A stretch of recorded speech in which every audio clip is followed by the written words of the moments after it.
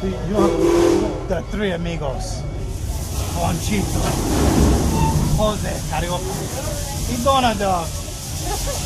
Over on your right-hand side, we have a Cape Buffalo. He's the black animal with the horns. Cape Buffalo are very strong animals.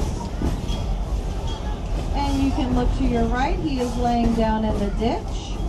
So as we go around the corner, you might be able to get a nice view of him. He's right over there. And he's laying down right up near the fence. That is a Cape Buffalo. We also have two Watusi cattle over this way to the right. They're the large brown animals with the very long horns. Those are the male giraffes can get up to 18 feet tall, females 16 feet tall. They can weigh up to 1 ton each. And giraffes do mostly everything standing, eating, drinking, even sleeping while standing up. They are one of the few animals that have color vision, and they have a 360-degree vision, so they can see anyone coming from any side of the Serengeti.